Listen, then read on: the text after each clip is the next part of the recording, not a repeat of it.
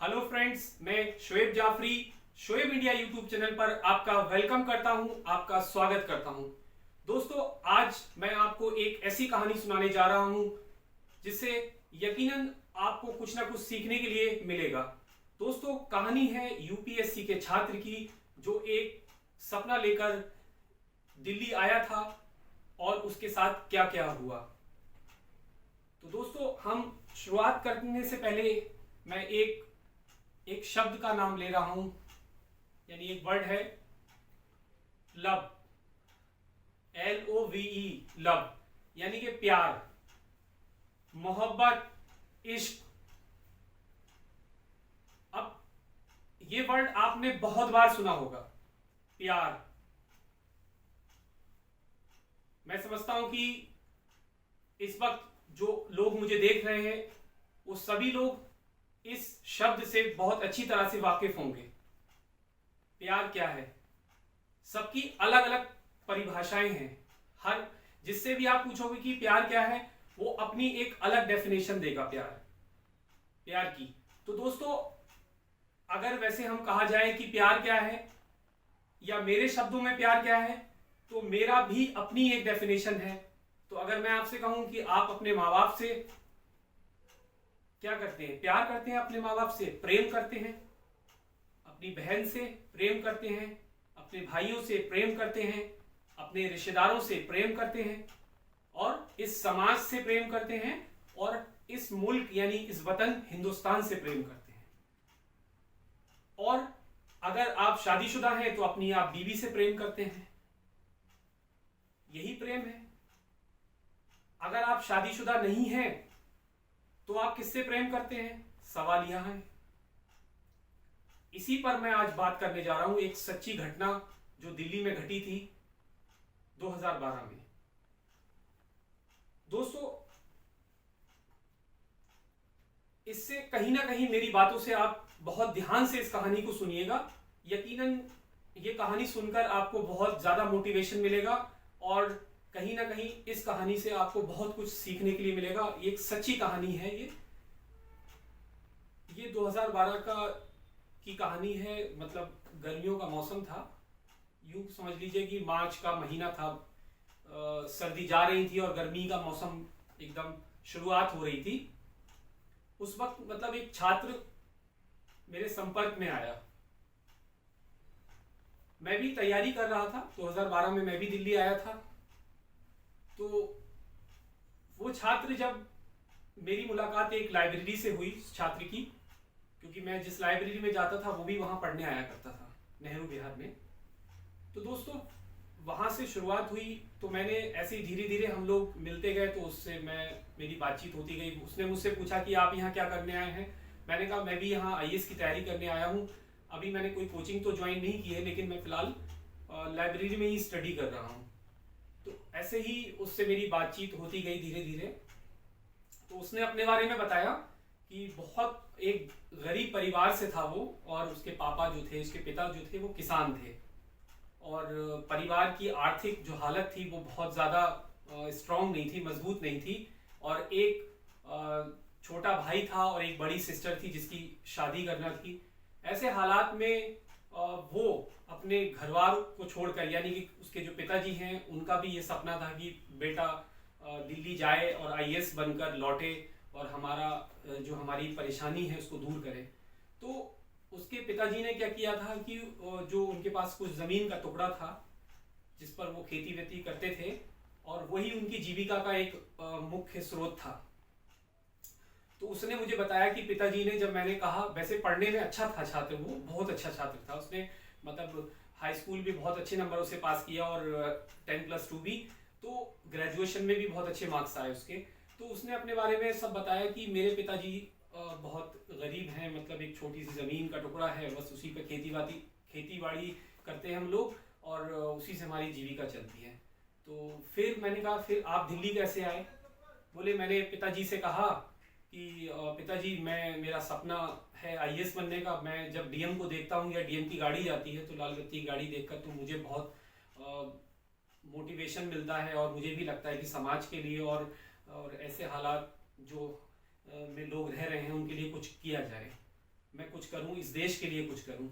तो मेरे अंदर भी उनको देखकर थोड़ा ये विचार आए, और पिताजी को भी लगा कि हाँ बेटा सही कह रहा है, और हम इस हालात में हैं, अगर बेटा कुछ बन जाएगा तो हमारे घर के हालात भी सुधर जाएंगे, और हमारे गांव के और हमारे कस्बे और हमारे देश का भी नाम रोशन होगा। तो उसने अपने पिताजी से जब ये कहा तो पिताजी ने कहा ठीक है बेटा, मेरे पास इतना पैसा तो नहीं है, लेकिन ये ज़मीन का टुकड़ा है तो मैं ये ज़मीन बेच देता हूँ। तो उसके पिताजी ने क्या हुआ कि वो ज़मीन बेच दी, और बेचने के बाद जो पैसा था वो उसको दे दिया कि ये तेरे बेटा रहने होने का वहाँ देख लेना, कोई कम पैसे में, कम किराए का कोई कमरा देख लेना ऐसी जगह पर, और क्या नाम है, जो ये फीस के लिए है पैसा। तो उसको जो पैसा वगैरह दिया था वो दिल्ली चला आएगा अपने घर से। और माता पिता का जो प्यार था, और मैं प्यार पे ही बात कर रहा हूँ, उनका प्यार था, जब उनसे बिछड़ा तो सब परिवार के लोगों की आंखें नम हो गई, और उनकी एक उम्मीद बनी थी कि हमारा बेटा अब दिल्ली जा रहा है, और यकीनन दिल्ली जा रहा है तो आईएएस बनकर लौटेगा वहाँ से, ये पूरे परिवार को एक उम्मीद बन गई। तो सबने नम आंखों से मतलब विदाई दी, और वो दिल्ली यहाँ चला आया। यहाँ आने के बाद में यहाँ के हालात उसने देखे। मुखर्जी नगर में रूम लेना मतलब पॉसिबल नहीं था, क्योंकि उसके पास इतना रेंट देने के लिए पैसा नहीं था। मुखर्जी नगर में वैसे भी आप भी जानते हैं कि बहुत ज़्यादा रेंट है मुखर्जी नगर के रूम का। तो उसने आसपास की एक ऐसी जगह देखी जहाँ सस्ते में रूम मिल जाए कम पैसों में।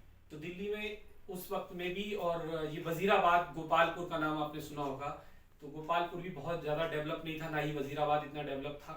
तो यहीं गोपालपुर में उसने रूम लिया, और वहाँ रूम लेने के बाद में रूम कितने का मिल गया उसको? 1000 रुपये का रूम, किराया 1000 रुपये।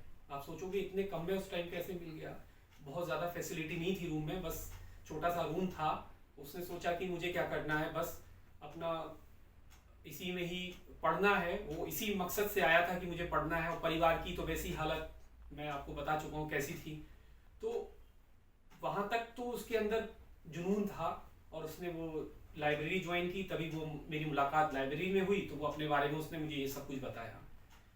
फिर जो कोचिंग के लिए फीस लाया था, तो कोचिंग के लिए बोला कि बोला भैया ये मतलब जैसे कोचिंग का मैं मतलब मुझे ज्वाइन करना है। तो कोचिंग तो बहुत सारी है मुखर्जी नगर में, जैसा कि आप जानते ही हैं। तो उसने मुखर्जी नगर में एक कोचिंग ज्वाइन की हिंदी माध्यम की।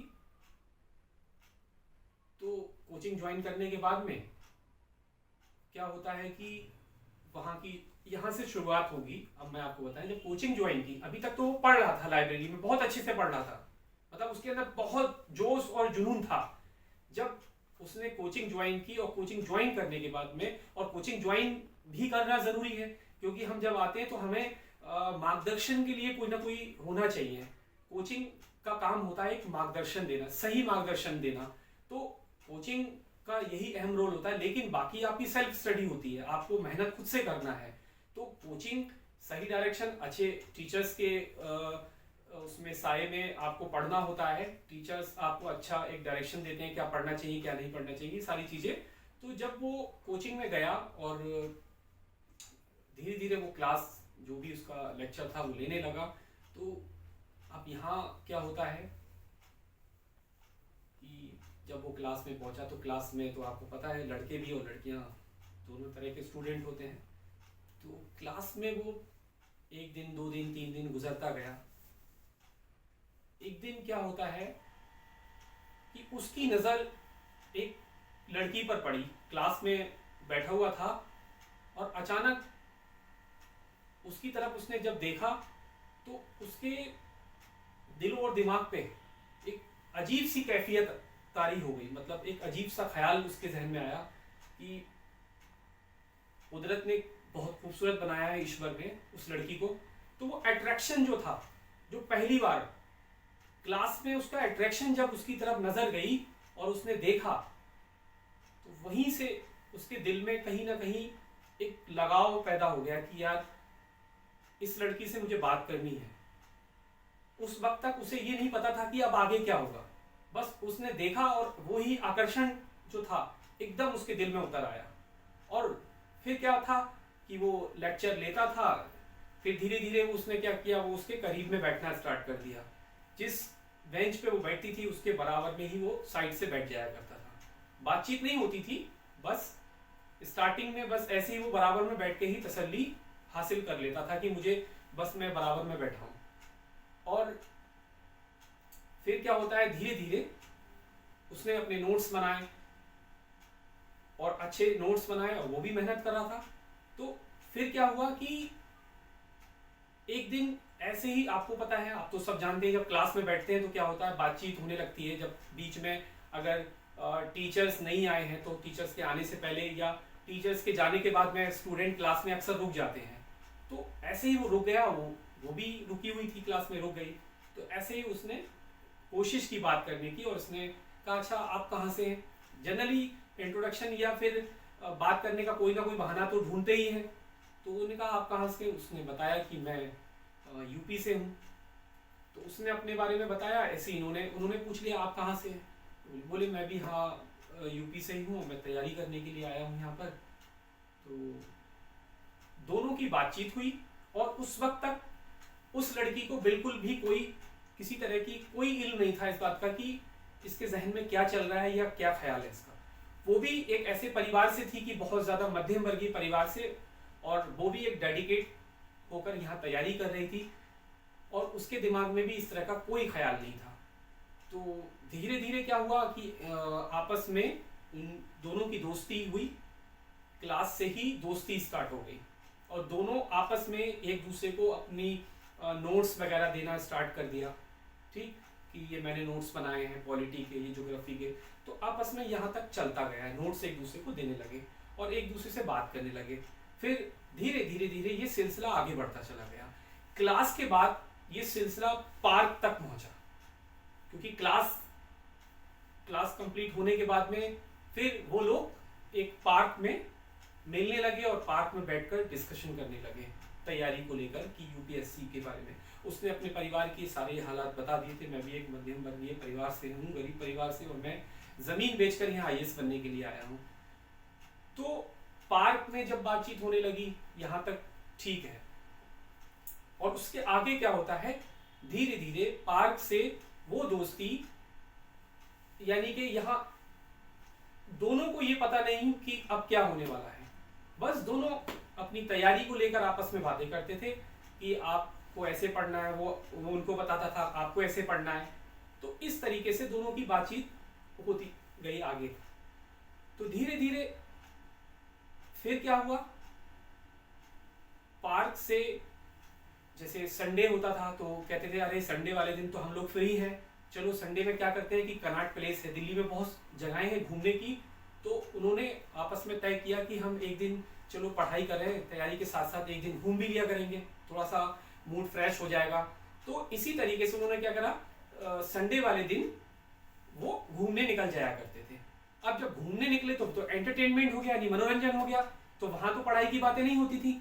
धीरे धीरे फिर वो आप क्या करोगे आईएएस बन के, फिर उन्होंने अपना बताया एक दो बार सारी, और उसके बाद में धीरे धीरे फिर बात आई इश्क और मोहब्बत। यहाँ से एक स्टोरी में आपके ट्विस्ट आएगा दोस्तों, यहाँ से आपको बहुत कुछ सीखने के लिए मिलेगा कि अब दोनों की बातें जो थी वो पढ़ाई से हटकर इश्क और आशिकी में, मतलब मोहब्बत, प्यार मोहब्बत की बातें होने लगी दोनों में। और दोनों कहने लगे, उसने बताया कि मैंने फर्स्ट टाइम जब आपको क्लास में देखा था तो मुझे मेरे दिल में एक आपके लिए अलग सा एक एहसास जो मेरे दिल में जागा, मुझे पता ही नहीं चला कब मैं आपकी तरफ खींचा चला आया। तो उसने कहा अच्छा आप मतलब मेरे लिए आपने पहले दिन से ही। बोले मैंने तो, लड़की बोली कि मैंने तो ऐसा कभी नहीं सोचा आपके लिए। बोले नहीं मुझे तो नहीं पता, लेकिन मैंने आपको जब देखा था तभी से मेरे दिल में कुछ अजीब सा होने लगा था। तो धीरे धीरे जब उसने बताया तो जाहिर बात है कि जब दोनों आपस में मिलने लगे, दोनों इश्क और आशिकी की बातें करने लगे, तो कहीं ना कहीं लड़की के दिल में भी थोड़ा थोड़ा वो चीज आने लगी कि हाँ ये, और लड़का अच्छा था और दोनों एक ही एम लेकर आए थे, तो जाहिर बात है दोनों की अच्छी दोस्ती हो गई और वो दोस्ती प्यार में बदल गई। उन्हें पता ही नहीं चला कि ये कब प्यार में बदल गई। अब क्या होता है, वही एक सपने को जो लेकर आए थे कि यहाँ हमें आईएएस बनना है। एक के पिता ने अपनी ज़मीन बेचकर अपने बेटे को यहाँ भेजा था दिल्ली, और एक जो कि वो भी एक ऐसे परिवार से थी कि जिसके बारे में मैं आपको बता चुका हूँ। तो अब क्या हुआ, दोनों लोगों ने जो पूरी तरीके से जो समर्पित होकर आए थे आईएएस के लिए, यहाँ से दोनों का जो जहन बंटने लगा। यानी कि फिर क्या हुआ, फिर उनकी मुलाकात सिर्फ संडे तक नहीं रही, संडे के अलावा भी और दिनों में भी वो घूमने जाया करते थे। फिर इस तरीके से धीरे धीरे धीरे धीरे उनका जो फोकस था पढ़ाई से हटता चला गया। वो न जाने उनको पता ही नहीं चला कि कब हम आईएएस की तैयारी के लिए यहाँ दिल्ली आए थे, और फिर वो इतना खो गए एक दूसरे के अंदर कि पढ़ाई में सारा वक्त जो था उनका वो उसी में बीतता था, इश्क और आशिकी की बातों में। तो धीरे धीरे धीरे धीरे ऐसे दोनों के अंदर बहुत करीबियां बढ़ी। और फिर उसने, देखिए जाहिर बात है कि आप जब घूमने जाएंगे तो दिल्ली में पैसा खर्च होगा। कहीं भी किसी जगह जाते हैं आप, ऑटो से जाएंगे तो किराया, या फिर कहीं कुछ खाना पीना करेंगे, तो परिवार की तरफ से जो एक लिमिटेड पैसा मिला था उसका यूटिलाइज कहीं और होने लगा। अब धीरे धीरे परेशानियां भी आने लगी सामने कि अब यहाँ दिल्ली में, क्योंकि दिल्ली में रहना आप जानते हैं कि कितना मुश्किल होता है। एक ऐसे परिवार, गरीब परिवार का लड़का यहाँ जो कि दिल्ली में आईएएस की तैयारी के लिए आया है, तो कितना मुश्किल होता है। तो वही चीजें हुई कि ये सारी चीजें होना स्टार्ट हो गई, उसके सामने परेशानियां आना शुरू हो गई उस लड़के के सामने। और उसने फिर क्या हुआ, लेकिन वो पूरी तरीके से प्यार में डूब गया और वो भूल गया कि वो यहाँ आईएएस बनने आया था। और वो लड़की यानी कि वो स्टूडेंट, दोनों छात्र और छात्राएं दोनों एक दूसरे के इश्क में डूब गए। लेकिन नतीजा क्या हुआ, अब नतीजे पे बात करते हैं। यहां तक तो स्टोरी प्यार में की जो मैंने अभी आपको बताई। अब नतीजा ये हुआ कि धीरे धीरे उनको पता ही नहीं चला कि 1 साल गुजर गया। एग्जाम दिया, पीटी नहीं हो पाया। फिर दूसरी साल एग्जाम दिया, पीटी नहीं हो पाया, प्रारंभिक परीक्षा क्लियर नहीं हो पाई।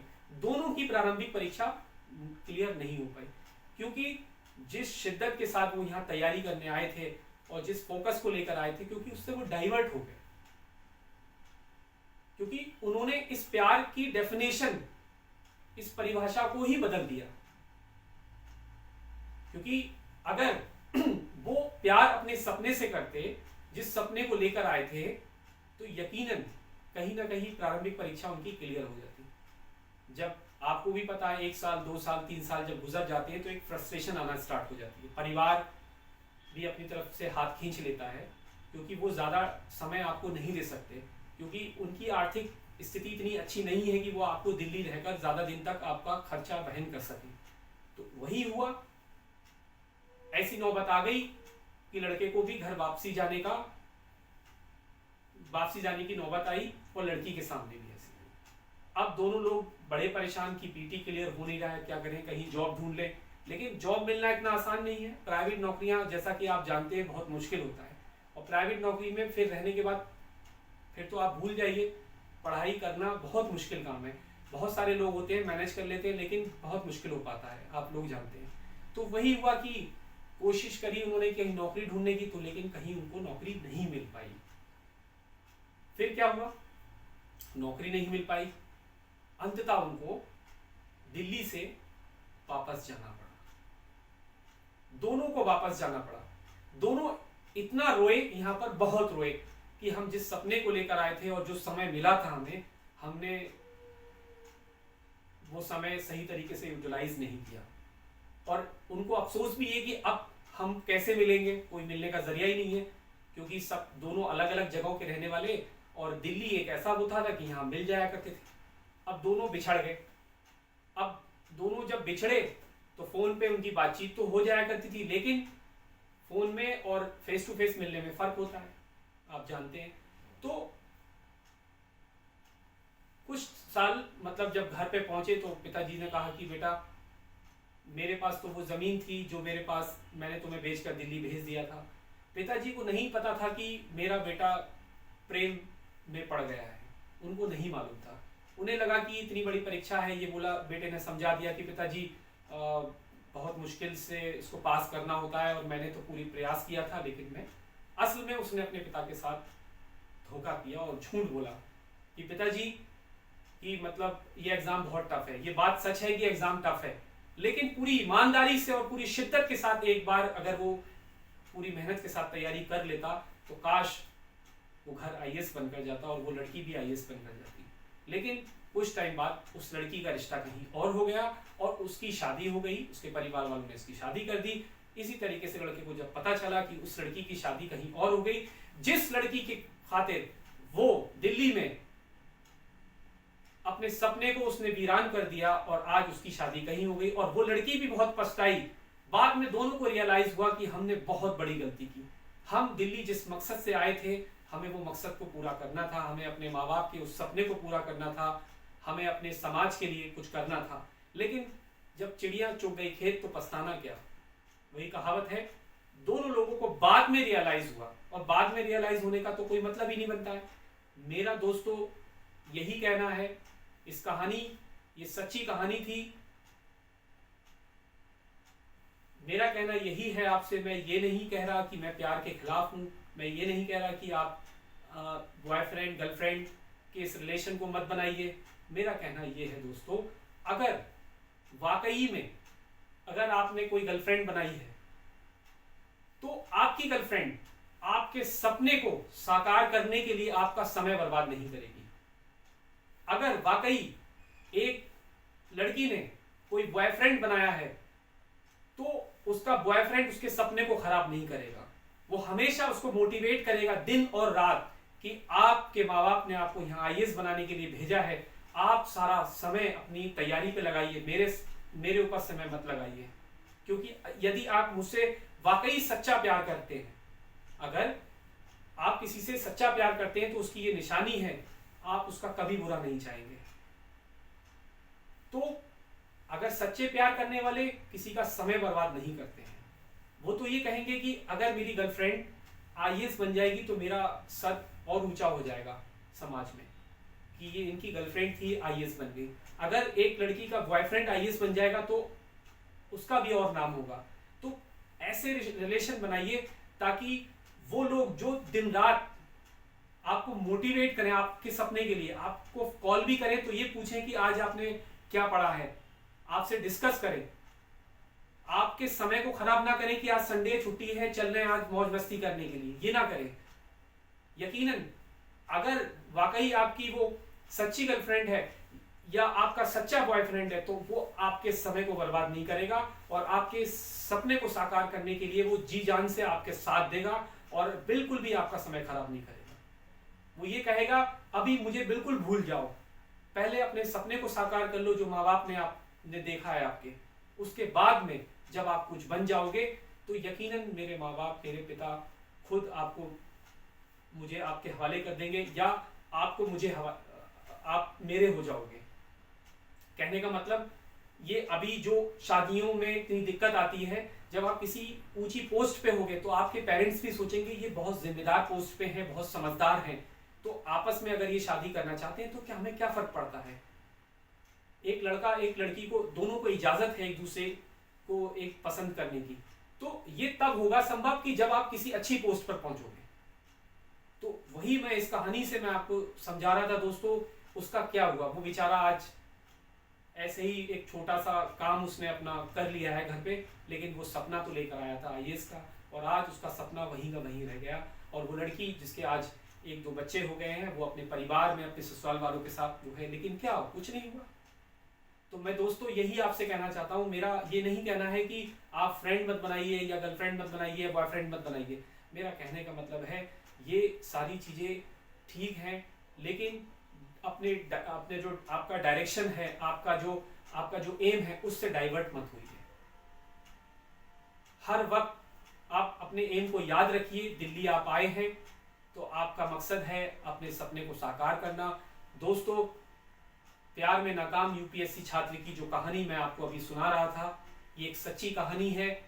कहीं ना कहीं मेरे बोलने में और मेरे शब्दों में कहीं भी जो दिक्कत मुझे आई है उसके लिए मैं माफ़ी चाहता हूँ। मैं बहुत परफेक्ट तो नहीं हूँ, लेकिन बस इन्हीं कहानियों की तरीके से, सच्ची घटनाओं के ज़रिए मैं आपको मोटिवेट करना चाहता हूँ। मेरा मकसद है कि आप हकीकत से रूबरू हों। आईना जिसे कहते हैं, आईना, मैं सिर्फ आपको आईना दिखाने की कोशिश कर रहा हूँ।